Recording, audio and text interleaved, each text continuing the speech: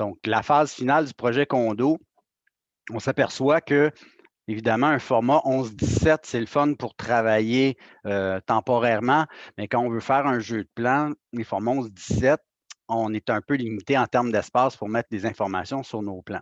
Donc, ce qu'on va nous demander de faire ici, à partir de notre projet 1, de changer le format de page. Donc, on va pouvoir avoir plus de place pour mettre les informations sur nos différentes mises en page. Donc, on va utiliser ce qu'on appelle le format Arche-C. C'est un format 18 par 24 versus 11 par 17. Donc, on va agrandir nos mises en page pour avoir plus de place. Donc, ça va être notre première étape. Je vous ai déposé dans Léa déjà, je vais fermer mon téléphone. Donc, dans Léa, je vous ai déposé le guide pour la phase finale, donc guide projet condo. Donc, petit PowerPoint qui vous indique chacune des mises en page qu'on va produire et qu'est-ce qu'on va retrouver sur chacune de ces pages-là. Je vous ai déposé aussi la page titre format HEC.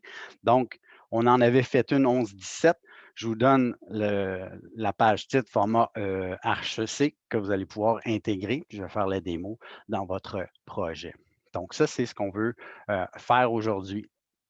Si j'ouvre mon guide, donc je sais qu'il y en a plusieurs qui n'ont pas nommé leur projet actuellement. Donc, bien souvent, vous avez appelé votre projet condo, vous l'avez appelé projet 1. Donc, on va essayer de prendre l'habitude de nommer nos différents projets comme si on était dans un bureau.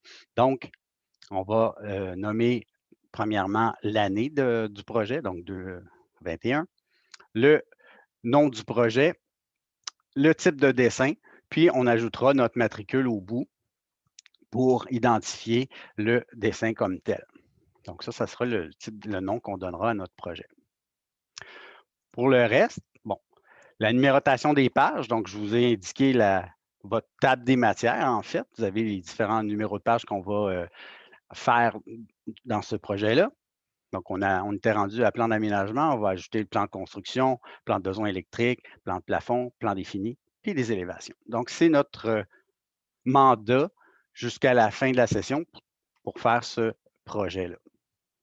J'ai laissé les guides des échelles, donc qui vous donnent en fait les exemples d'échelles qu'on va utiliser pour produire nos différents dessins. Donc, les échelles qu'on priorise quand on fait nos mises en plan. Donc, pour les élévations, c'est un demi-pouce. Pour les plans, un quart de pouce égale un pied. Toutes les échelles intermédiaires sont utilisables. C'est juste qu'on essaie de prioriser ces échelles-là pour créer un certain standard. La page titre, donc un petit peu différent. La page titre, on va avoir la photo, on va le déplacer ici. On va avoir le logo du CVM qui va déjà être inséré. Vous allez avoir les informations du projet, puis la table des matières que vous allez remplir. Donc ça va être notre page format HEC. Le bloc est sur Léa, donc dans Courneuf, vous allez pouvoir l'insérer.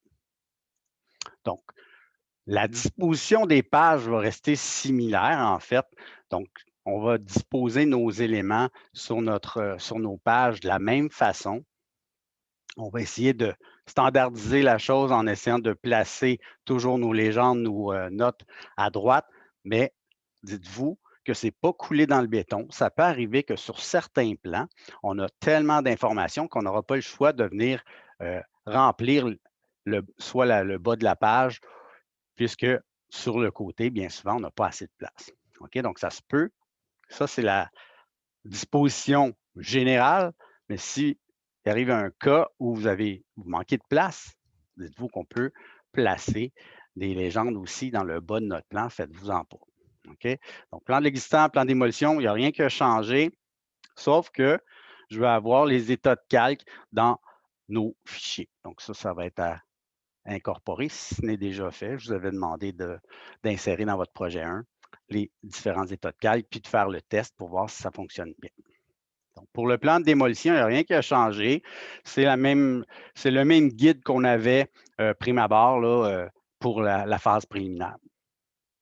Plan d'aménagement, donc j'ai mis quelques petites annotations ici dans le bas. Ça vous indique en fait qu'est-ce qu'on devrait voir, qu'est-ce qu'on devrait éteindre en fait Donc, un petit rappel. Donc, ce qui doit être visible sur ce plan, bon, évidemment, les murs, les cloisons, les fenêtres, les portes, évidemment. Tout ce qui est fixe, donc le mobilier fixe. Dans le plan d'aménagement, le mobilier et accessoires doivent être visibles. Les numéros de pièces et superficies. Code d'ergonomie, si vous en aviez placé dans votre projet, bien souvent, les profs vont vous demander de mettre certaines cotes pour les circulations, ces trucs-là. On peut rajouter ces informations-là sur ce plan-là. Ce qu'on ne veut pas voir, évidemment, sur ce plan-là, les finis de plancher, les symboles graphiques non requis. Donc, ça, on va voir, là, on va faire notre plan de construction. On va rajouter des cloisons types, on va rajouter plein de symboles. Bien évidemment, on ne veut pas les voir dans mon plan d'aménagement, ce qui m'amène à dire, bien, l'état de calque doit être fait puisque on va avoir éteint tous les calques non requis pour voir notre plan d'aménagement. Par la suite, notre plan de construction, ce sera notre prochaine étape. Donc, plan de construction, évidemment, qu'est-ce qui diffère de mon plan d'aménagement, de mon plan de construction? Bien, en fait, c'est que dans mon plan de construction, je veux voir tout ce qui est nouveau, sauf le mobilier. Donc, je ne veux pas voir les lits, le mobilier, tout ce qui est mobile, je ne veux pas le voir. Par contre, ce qui est fixe, c'est l'entrepreneur qui l'installe 90 du temps. Donc, sur ce plan-là, je dois voir mes comptoirs, mes vanités, ma plomberie. Tout ce qui est fixe doit être là, tout ce qui est nouveau doit être là. Et évidemment, sur mon plan de construction, comme c'est un plan d'installation et de construction, évidemment, je veux pouvoir identifier, coter les éléments que je rajoute. Donc, si j'ai rajouté une nouvelle cloison, bien, je dois coter son positionnement, sa longueur. Si j'ai une nouvelle porte, je dois localiser la porte au bon endroit. Donc, tout ce qui est nouveau doit être coté sur ce plan-là. Ce qu'on rajoute en termes d'informations, bon, on va avoir les blocs standards qui viennent avec le plan de construction, les notes générales, ça, vous les avez déjà. La légende aussi, c'est un bloc qu'on va insérer. On va rajouter la liste des sanitaires. Si vous avez changé la toilette, la baignoire, évier, etc., on doit en faire la liste plutôt. Et on va identifier les nouvelles cloisons. Donc, on va regarder un petit peu, là, sommairement, qu'est-ce qu'on met dans nos cloisons pour les nouvelles cloisons qu'on va construire. Donc, si on est dans une salle de bain, est-ce qu'on met un gyps normal ou on met un gyps hydrofuge? Donc, ça va être des éléments qu'on va identifier, qu'on va inscrire dans notre plan de construction. En fonction de la grosseur de projet qu'on a, donc le niveau de complexité du projet, on peut avoir un tableau des portes. Donc, si, exemple, dans mon projet, j'ai 2 portes qui sont identiques, ben, je peux faire une liste et décrire mes portes tout simplement. Mais si j'ai un projet plus complexe qui comporte une multitude d'ouvertures, une multitude de portes, ben là, à ce moment-là, je vais me faire un tableau. Et là, à ce moment-là, je vais les numéroter, mes portes, et je vais les identifier par leur dimension, par leur type, par, évidemment, aussi la quincaillerie utilisée. Donc, ça, c'est ce qui traite notre plan de construction. Donc, je vais faire un petit tour de chacune des pages qu'on va faire jusqu'à la fin. Mais dites-vous qu'à chaque semaine, un sujet va être traité dans chacun des cours. Plan de besoin électrique. Ben, plan de besoin électrique, en fait, c'est d'identifier, positionner ce qu'on a de besoin en termes de prise électrique dans notre projet. Donc, on va voir comment on les calcule, comment on les dispose. Donc, on va faire un plan de besoin électrique, plan de plafond réfléchi. Donc, plan de plafond réfléchi, on va faire la vue du plafond et on va venir positionner les appareils d'éclairage. Et le but de cet exercice-là, ce n'est pas de faire un calcul d'éclairage, mais plutôt comment on les positionne, comment on les spécifie, comment on les cote finalement, donc dans notre plan. Plan défini. Donc, je sais que dans ce projet-là, vous n'en avez peut-être pas sélectionné. On va vous faire une sélection de base. On va vous montrer comment venir les placer dans nos plans avec différents exemples. Donc, vous devrez placer les finis muraux, les finis de plancher, les finis de plafond dans ce plan-là. En lien avec ce plan-là, évidemment, ce sera de faire des élévations. Donc, élévation intérieure pour venir disposer les différents finis. Qu'est-ce qui se passe sur les murs? Donc, on va choisir, vous allez choisir au minimum 2 élévations. Donc, moi, ce que je vais faire, je vais vous fournir la carcasse des élévations. Vous allez devoir les compléter. On va utiliser même ces élévations-là en référence externe. Donc, on va pouvoir voir comment utiliser un dessin qui provient d'un collègue dans un bureau. Donc, on va faire l'insertion d'élévation en référence externe. Donc, voilà le topo de ce qu'on va produire comme plan jusqu'à la fin. Comme j'ai mentionné avant, avant la grève, avant les congés, qu'on va faire aussi, donc il va y avoir des périodes dans lesquelles vous allez avoir du temps pour, si vous voulez produire des plans pour le projet intégrateur dans différents cours, il va y avoir des périodes de questions que vous allez pouvoir me consulter, puis je vais pouvoir vous guider là, si jamais vous avez besoin d'infos pour faire des dessins pour les autres cours. Est-ce que ça va pour tout le monde? Est-ce que ça vous convient comme plan de match jusqu'à la fin? Oui, merci. OK. Donc, ce guide-là, dans les A, si vous vous posez la question, hein, qu'est-ce qu'on fait la semaine prochaine? Bien, vous regardez votre liste, puis c'est ça qu'on va produire comme plan. Chacun des plans, évidemment, comporte un état de calque. J'en ai fait, on en a fait quelques-uns et il y en aura peut-être un ou deux à ajouter à notre liste qu'on pourra faire en temps et lieu. Donc, ça, c'est pour. OK. Je vais aller dans AutoCAD. En fait, avant d'aller dans AutoCAD, ce que je vais vous demander de faire, c'est de vous faire un dossier pour votre projet. OK? Donc, on va l'appeler projet phase finale. Donc, moi, ce que j'ai fait sur mon disque dur, là, tout simplement, je me suis fait un petit dossier. Puis c'est ça que vous allez me remettre à la fin de toute façon. Donc, je vais aller dans mon disque dur. Je vais juste déplacer ce petit menu-là. Voilà.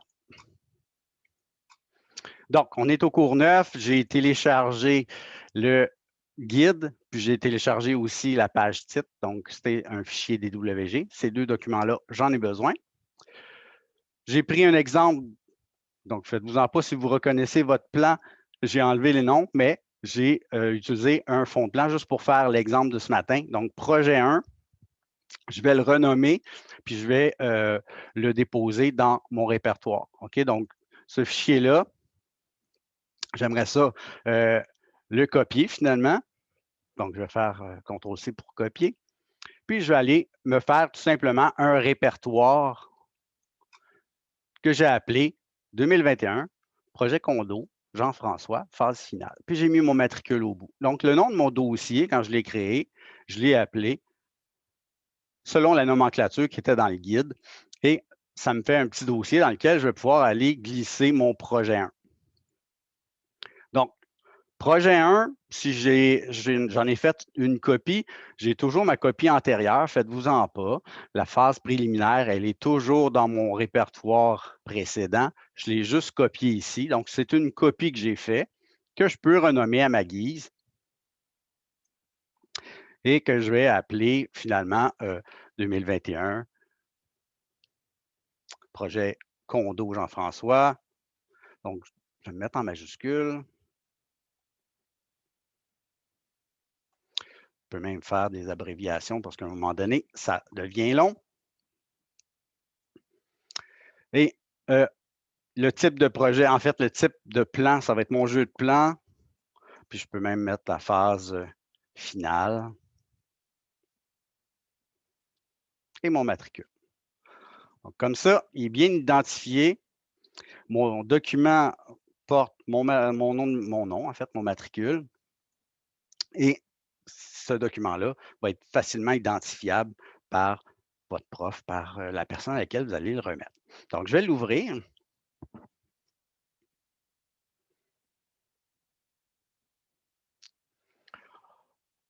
On a notre plan de l'existant, on a notre série de plans qui sont superposés les uns sur les autres. J'ai inséré les différents états de calque pour voir si ça fonctionne. Ça semble bien fonctionner. Cool. Donc, mes états de calque, je les ai insérés. Je vais pouvoir m'en servir pour faire mes mises en page et travailler en mode objet en tout temps. Donc, une fois que ça, cette étape-là est faite, évidemment, je veux changer mon format de page, puisque dans ma phase finale, on le sait que c'est du format Archc. Je vous avais demandé de supprimer les mises en page non essentielles. Donc, si je regarde dans ma liste, bien, évidemment, le format Archc n'est plus là. Faites-vous-en pas. C'est un bloc qu'on peut insérer. Donc, je vais vous donner la procédure. Vous êtes dans un projet dans lequel il y a une mise en page qui manque ou vous avez un format de page qui n'est pas là, effectivement. Donc, je vais pouvoir l'insérer. Je vais commencer avec la page titre. Donc, évidemment, la page titre qui est là, c'est ma page titre 11 par 17.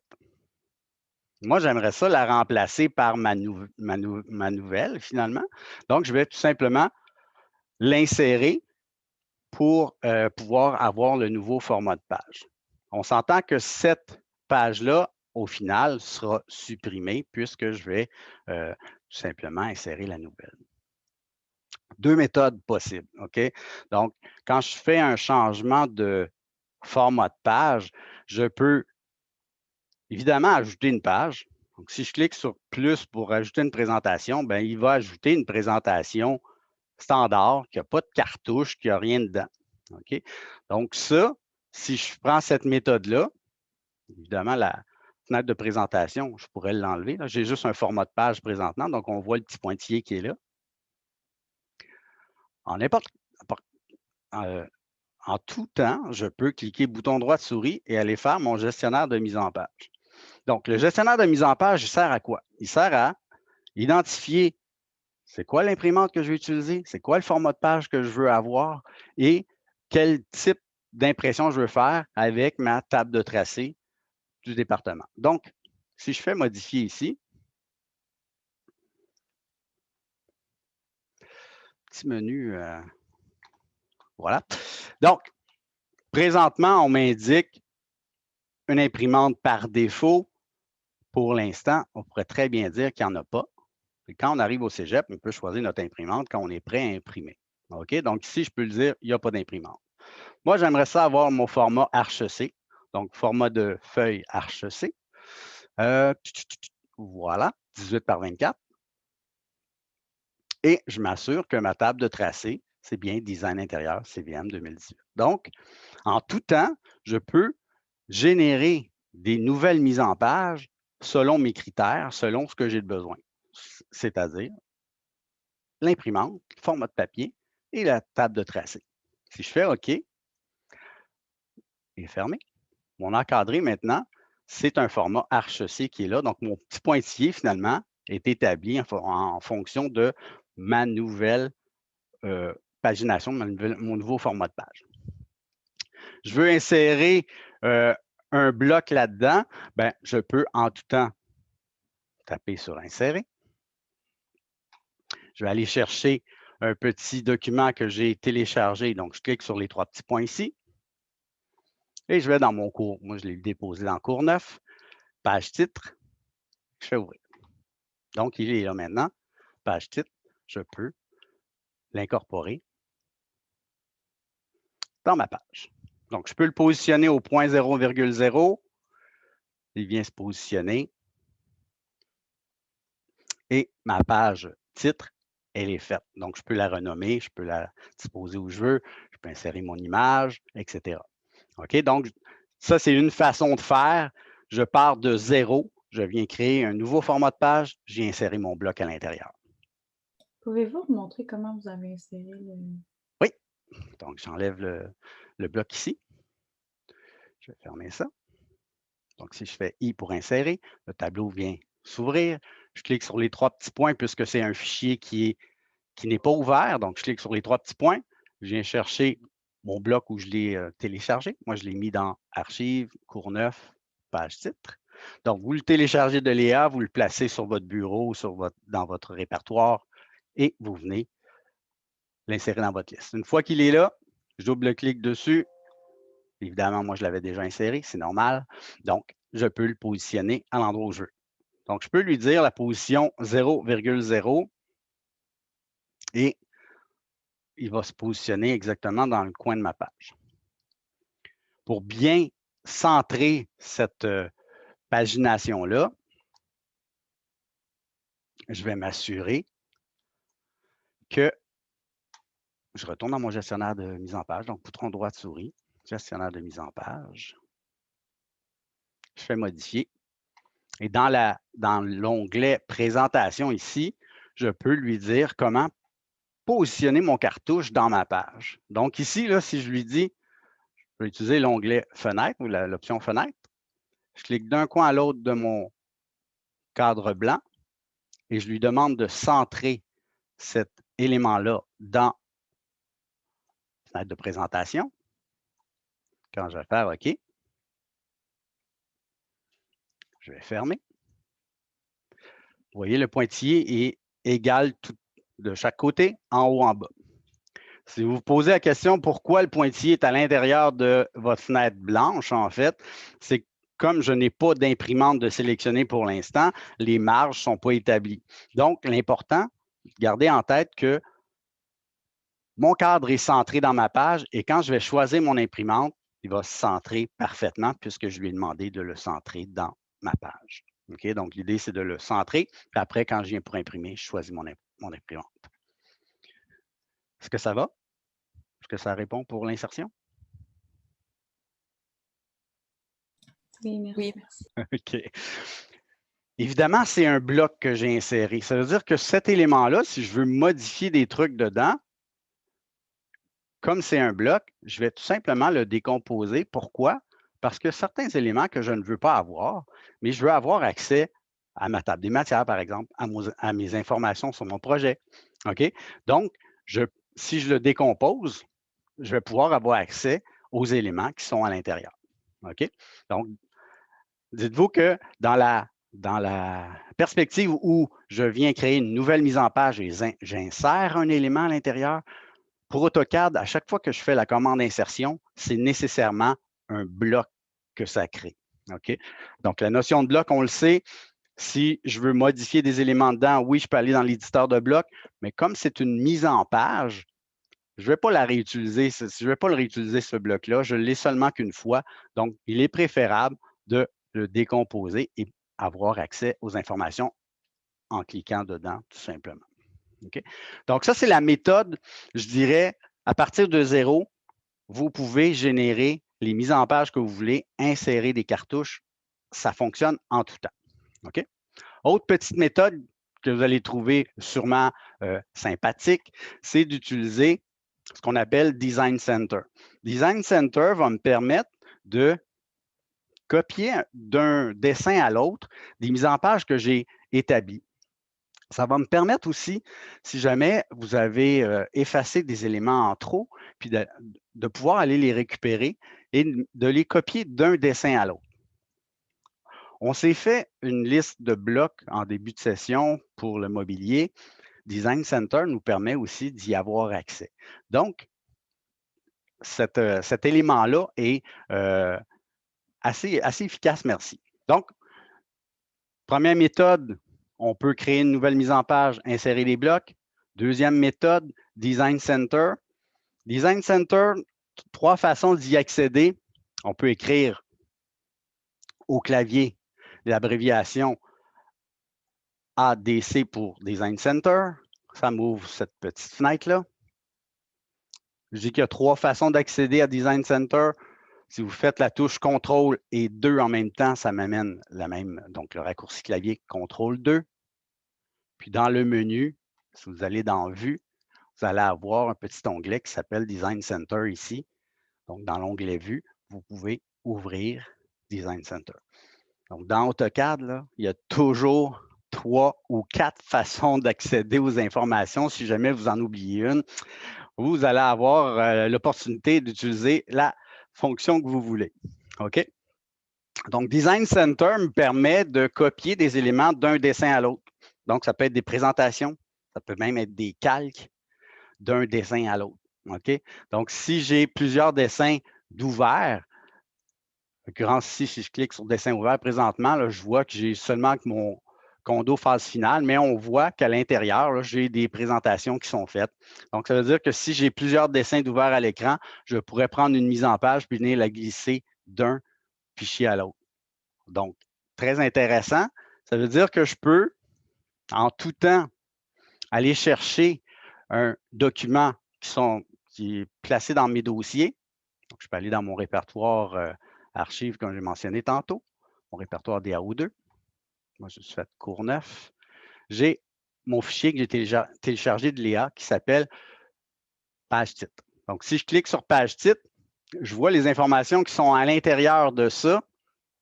C'est tous les éléments que je peux glisser ou copier d'un dessin à l'autre. Donc, j'ai mentionné tantôt, ça pourrait être des calques, ça pourrait être des présentations, ça pourrait être même des blocs qui sont à l'intérieur de mon dessin.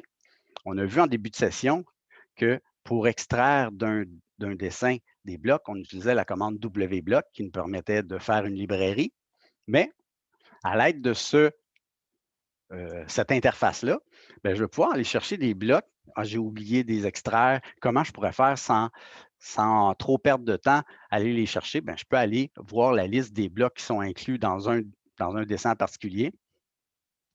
Et là, j'ai le logo CVM. Je vais aller le chercher, je peux le glisser d'un dessin à l'autre.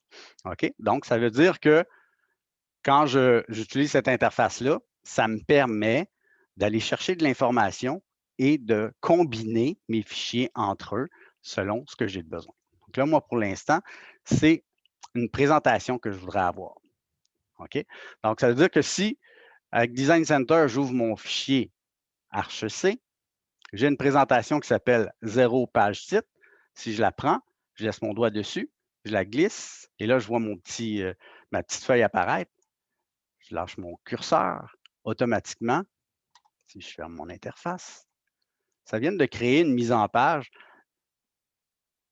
automatiquement avec le bon format de page, avec le bon bloc, etc. Et je peux aller chercher les informations dedans. Donc, ça veut dire que si j'ai des mises en page qui sont déjà préétablies dans des projets distincts, c'est comme ça qu'on fonctionne dans les bureaux aussi, on va aller chercher les informations. Ma page est faite, je la copie directement dans mon dossier. Donc, avec Design Center, je gagne du temps, je peux aller chercher mes différentes mises en page pour venir les copier dans mon dessin. Sympathique? Cet élément-là, je n'ai même pas besoin de le décomposer puisque j'ai copié la mise en page. C'est déjà mes informations que je peux aller compléter à ma guise. Donc, deux façons de générer des nouvelles mises en page, soit à partir de zéro. Donc, si jamais vous n'avez pas de fichier de référence, vous pouvez en créer une nouvelle à partir de zéro, vous insérez le bon format de page, etc. Ou, si vous avez, comme dans le cas présent, un dossier déjà fait dans lequel j'ai la mise en page qui est déjà faite, on sauve une étape, en fait. Je n'ai pas besoin de retourner dans mon configuration de mise en page. Donc, la preuve, si je vais dans mon gestionnaire de mise en page, c'est déjà établi que c'est un format Archec. Ma table de tracé était déjà faite. J'ai aucune, pour l'instant, je n'ai pas d'imprimante. Donc, toute la configuration est déjà faite. Ça nous permet de copier rapidement d'un dessin à l'autre des mises en page.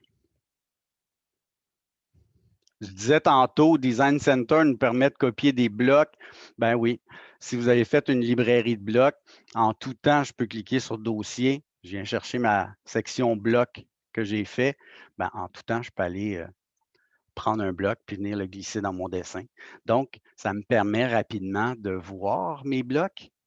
Si je clique dessus, j'ai un aperçu et je peux glisser dans mon dessin à l'aide de Design Center la liste de blocs que j'ai créés dans mon répertoire.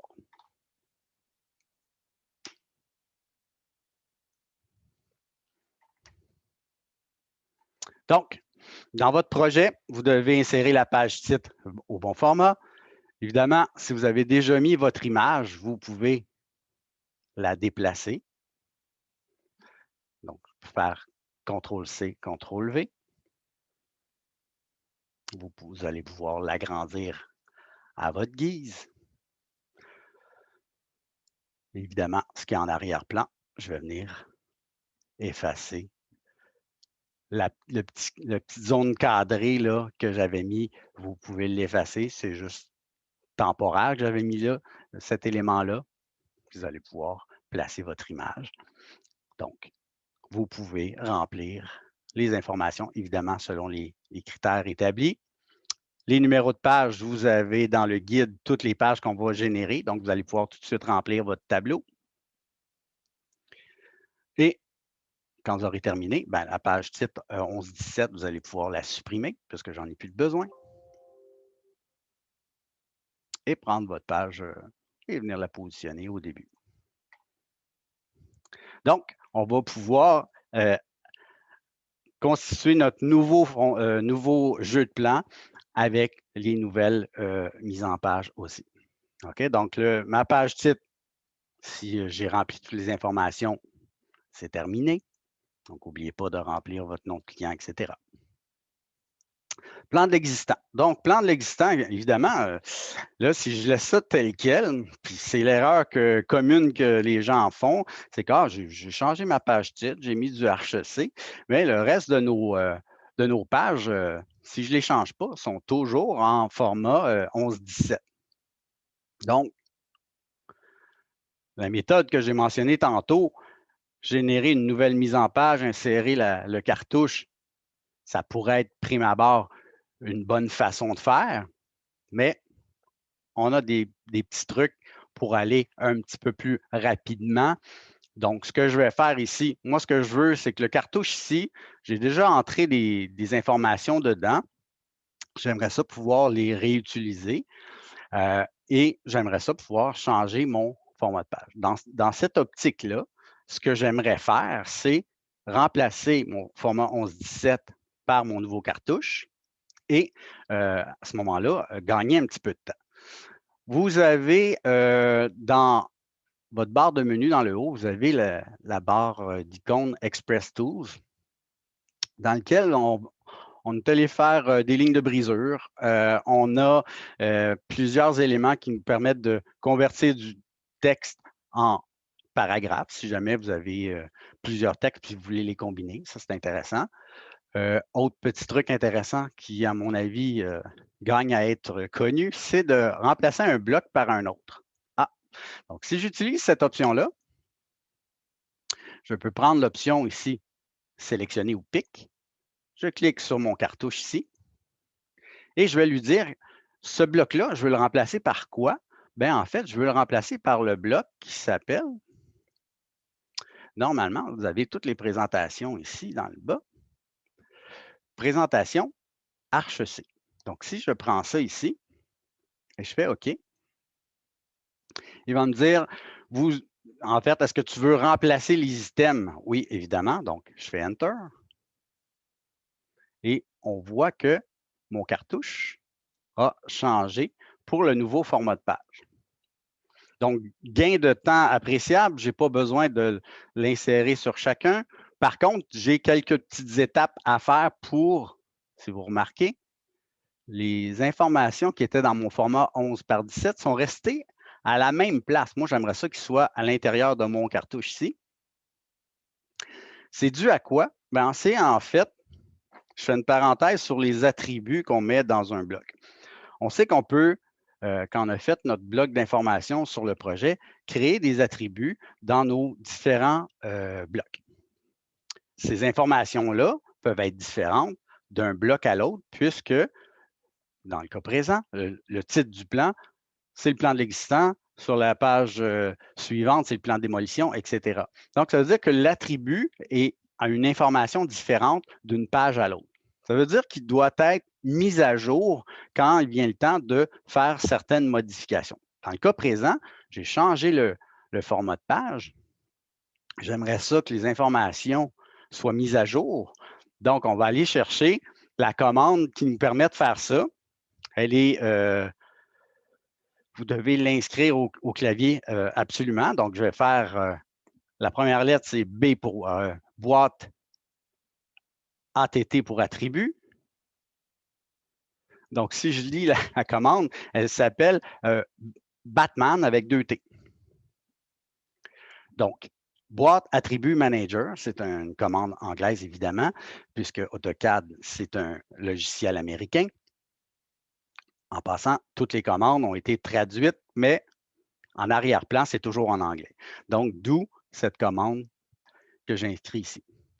Gestionnaire des attributs de bloc. Ça veut dire quoi? Ça veut dire que si je veux mettre à jour mon bloc présentation HEC, je dois le sélectionner.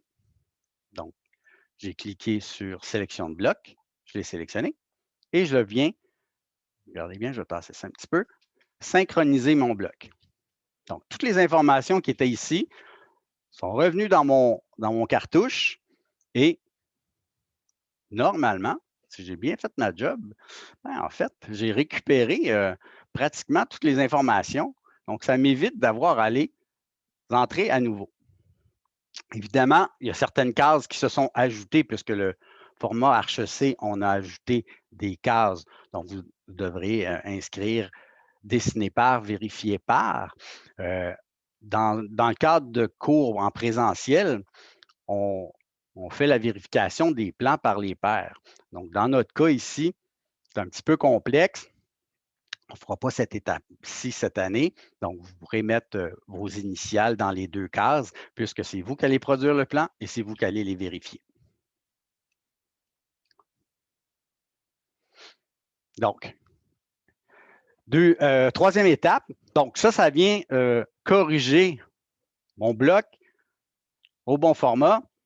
Si vous remarquez le petit pointillé ici, malheureusement, mon gestionnaire d'impression est toujours en format 11-17. Donc, prochaine étape, ça va être de lui dire quel format de page je veux imprimer. Donc, on va aller dans notre gestionnaire de mise en page et je vais aller faire modifier. Ma table d'impression est bonne. Mon format de papier ne l'est pas. Donc, je vais aller choisir mon format HEC. Où est-ce qu'ils l'ont mis? Voilà, HEC, 18 par 24. Et je vais faire comme tantôt, faire une fenêtre pour venir centrer. Donc, je prends le point inférieur gauche, point supérieur droit, et je lui demande de centrer cette mise en page-là. Et je fais OK. Donc, ma mise en page va être centrée maintenant. Le logiciel sait quel format j'imprime. Mon cartouche est corrigé. Tout ce qui me resterait à faire, c'est de venir positionner, en fait, mon plan au bon endroit. OK? Donc, la petite ligne qui est ici, j'en ai plus besoin. Ça ici, c'est mon plan à l'échelle 1/4 de pouce égale 1 pied.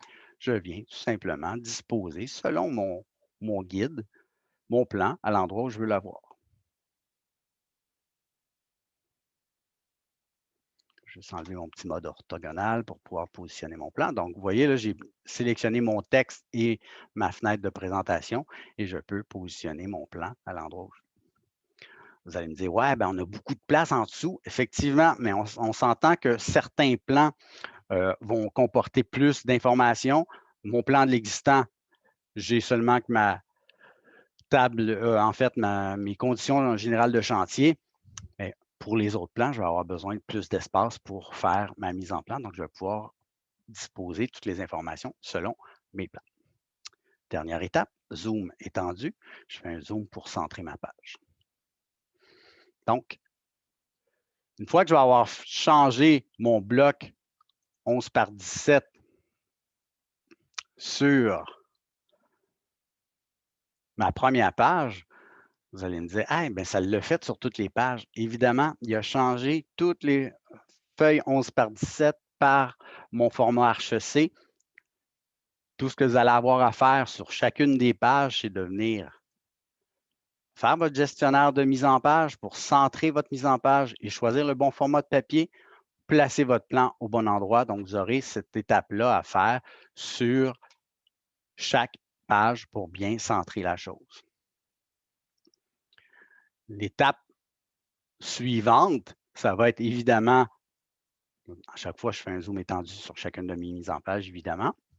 Je vais vous demander de préparer tout de suite vos mises en page pour faire la séquence de plans. Donc, si vous suivez votre guide, vous allez voir, vous avez un plan d'aménagement. La page suivante, c'est plan de construction, plan de besoins électriques, plan de plafond, plan défini et élévation. Donc, vous avez ces mises en page-là à préparer. Puis, évidemment, si vous cherchez le numéro de page, bien, vous les avez dans le guide à la page 3. Donc, chacune des pages, vous avez toutes les informations pour déjà les générer, les préparer. Donc, ça va être ce que vous avez à préparer pour le prochain cours. Au final, vous allez me dire, ah, mais moi, quand je mets les noms de mes pages, là, quand je vais en avoir une dizaine, bien évidemment, vous allez avoir des petites flèches qui vont vous permettre de naviguer pour voir toutes vos pages. Petit truc, une fois qu'on est habitué avec la pagination, moi, j'ai tendance à mettre le numéro de page au lieu de mettre le titre du plan dans l'onglet dans le bas. Donc, ici, là, si je renomme mon onglet, puis je dis ça, c'est ma page 0, bien, vous allez voir, ça prend beaucoup moins de place. Donc, je peux, à ce moment-là, en avoir plus dans ma liste. Donc, mes onglets prennent moins de place. Puis, à ce moment-là, bien, ça va être plus facile de naviguer d'une page à l'autre sans avoir à cliquer sur les petites flèches pour aller chercher les pages suivantes. Donc, moi, c'est ce que j'ai tendance à faire. Je viens nommer mes onglets en fonction du numéro de la page plus qu'en fonction du titre du plan. Vous allez me dire, ouais, ben, moi, je ne suis pas tout à fait habitué avec les numéros de page. Bien, on va s'habituer, évidemment, mais ce truc-là me permet d'en avoir plus sur une même ligne et c'est plus facile à consulter en bout de ligne. Donc, ça, c'est un travail que vous avez à faire. C'est plus de la technique d'AutoCAD plus que du jeu de plan pour l'instant. C'est de la quincaillerie. Mais je vous demande de pratiquer ça pour pouvoir, parce que vous allez devoir faire ça là, de façon systématique. Si on vous demande de changer le format de page, etc., dans vos projets, bien, vous avez la petite capsule qui vous permet de faire ça. On se rappelle que pour générer les prochaines mises en page, je vous les copie, hein, vous n'allez pas repartir de zéro. Donc, quand vous êtes rendu à faire votre plan de construction, vous prenez la dernière page qui est votre plan d'aménagement, puis vous venez tout simplement copier, créer une copie de votre mise en page des 102, puis vous pouvez même la placer à la fin. De cette façon-là, vous allez avoir une copie identique que vous allez renommer, que vous allez faire, en fait, disposer les différentes légendes, etc. Donc, quand vous êtes rendu à la page 103, vous savez que c'est votre plan de construction. On regarde le guide. C'est quoi les infos qu'on doit avoir? Bien, la légende, les notes générales d'aménagement. On s'entend que sur mon plan de construction, qui serait ma page 103,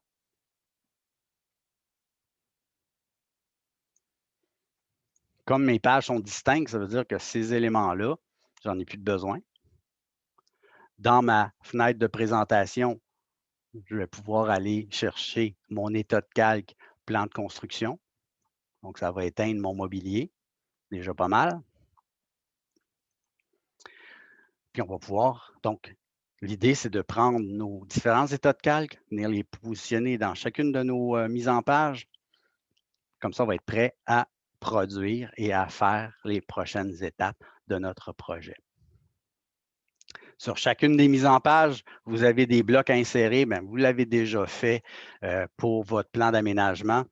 Bien, plan de construction, moi, j'aime mieux les voir en liste. Là. Ça dépend des utilisateurs. Moi, j'aime mieux les voir en liste ici. Donc, dans votre dessin, vous avez renvoi aménagement, vous avez légende construction. Donc, vous allez pouvoir les insérer, venir les disposer à côté. Vous avez les légendes pour l'électricité, la légende pour le plan défini, légende plan de plafond. Donc, votre job, c'est de venir disposer les différentes légendes. Évidemment, quand vous allez les insérer, elles sont exhaustives, elles sont très, très longues. Vous avez les exemples de tout ce qu'on a de besoin pour faire un plan, par exemple, un plan de plafond. Il y a beaucoup de symboles là-dedans qu'on n'aura peut-être pas de besoin, mais on va faire le ménage en temps et lieu. L'idée, c'est de préparer la chose puis d'avoir les différentes légendes d'insérer sur nos différentes mises en page pour qu'on soit prêt à produire le plan. Est-ce que ça va pour tout le monde? Questions, Oui. insultes ou autres? Ça va. Ça va? OK. Donc, en fonction du guide, en fonction du nouveau format de page, vous avez cette étape préparatoire-là à faire. Donc, je vous demande de préparer toutes les mises en page, changer tous vos formats de page, ajuster vos gestionnaires d'impression, insérer vos différentes légendes sur vos mises en page. Donc, ça, c'est votre job pour la semaine prochaine. Si vous n'avez pas assez de jobs, je peux vous en trouver d'autres, mais je pense que ça devrait être pas mal pour. Donc, assurez-vous que, moi, je reste en arrière-plan là, pour répondre aux questions, là, mais assurez-vous que pour la semaine prochaine, là, tous vos onglets sont créés, tous vos gestionnaires de mise en page sont faits, vos légendes sont insérées, vous avez placé vos plans au bon endroit. Donc, c'est ce que vous avez à faire là, comme élément préparatoire. La semaine prochaine, je passe à travers le plan de construction, plan de besoins électriques, puis on va insérer les symboles, générer notre plan. Est-ce que ça va pour tout le monde? Ça va. Oui? Oui. Oui. OK. Donc, encore une fois, là, c'est plus des technicalités là, pour aujourd'hui. Donc, assurez-vous de bien les faire. Assurez-vous Là, ce que je vais faire, je vais arrêter, comme d'habitude, la séance Zoom. Je vais produire la petite vidéo. Évidemment, il y a un temps de transition. Là, quand je ferme la séance Zoom, le logiciel, il convertit mon petit vidéo. Puis la même chose quand je les dépose dans YouTube, là, il y a une période là, de gestion de fichiers là, qui prend un certain temps. Donc, faites-vous-en pas si la vidéo n'est pas accessible 5 secondes après. Là, ça prend 20 minutes au moins là, avant que le traitement des données se fasse. Donc, c'est pour ça que j'arrête la séance Zoom pour que vous l'ayez le plus rapidement possible. Donc, soyez patiente. Puis, je vais réactiver la séance Zoom là, pour répondre à vos questions. Est-ce que ça va pour tout le monde? Oui. OK. C'est parti. À tantôt alors.